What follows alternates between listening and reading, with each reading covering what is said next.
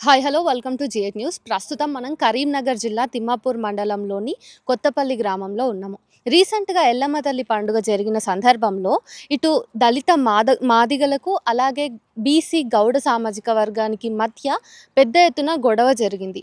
ఈ గొడవకి సంబంధించి మనం గ్రౌండ్ రిపోర్ట్కి వచ్చినప్పుడు మీరు ఇక్కడ గొడవకి కేంద్రంగా నిలిచినటువంటి ఎల్లమ్మ తల్లి దేవాలయం అలాగే మాతమ్మ తల్లి దేవాలయం ఈ రెండు ఆలయాలు కూడా ఇక్కడ ఉన్నాయి.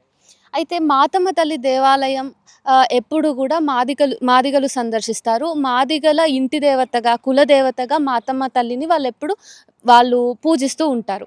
అయితే ఈ ఎల్లమ్మ తల్లికి సంబంధించి ఈ ల్యాండ్ కూడా పూర్వకాలంలో మాదిగలదే అని చెప్పేసి వీళ్ళు మాట్లాడుతున్నారు.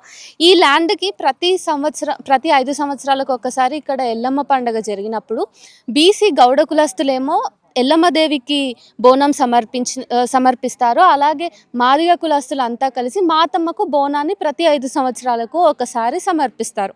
అయితే ఆ నేపథ్యంలో గత రెండు టర్మ్స్‌గా అంటే 5 ఏళ్లకు ఒకసారి లెక్కన 2 సార్లు ఎల్లమ్మ పండుగ చాలా శాంతియుతంగా జరిగినప్పటికీ కూడా మొన్న 2 రోజుల క్రితం జరిగినటువంటి ఎల్లమ్మ పండుగలో మాత్రం 2 వర్గాల వారు గొడవ పడ్డారు. ముఖ్యంగా గౌడ సామాజిక వర్గం వారు దళితులను తోసివేసి, నెట్టేసి, ముఖ్యంగా దళిత మహిళలకి ఎవరికైతే ఎల్లమ్మ తల్లి పేలోకొచ్చిందో ఆ దేవత వంటి మీద ఉన్నటువంటి మహిళల్ని నెట్టడము, అక్కడ పెద్ద గొడవ చేయటము, బూతులను ఉపయోగించి కులాన్ని పెట్టి కులం పేరుతో దూషించడము చేసినప్పుడు కానిస్టేబుల్స్ కూడా అడ్డుపడ్డప్పుడు ఆ గొడవని చల్లార్చే ప్రయత్నం చేసినప్పుడు గౌడ కులస్తులు కానిస్టేబుల్స్ని కూడా నెట్టేశారు అనేటటువంటి అంశం వీళ్ళతో ప్రాథమికంగా నేను మాట్లాడిన తర్వాత తెలిసింది.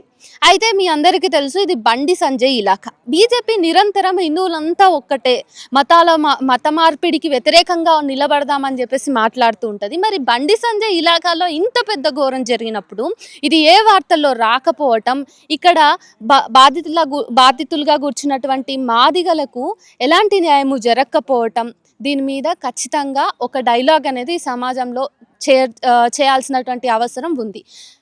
ముందు మనం బాధితులతో మాట్లాడదాం. ఆ రోజు ఏం జరిగింది, ఎల్లమ్మ దేవత సాక్షిగా ఈ గ్రామంలో జరిగినటువంటి కుల వివక్షతను మనం తెలుసుకునే ప్రయత్నం చేద్దాం.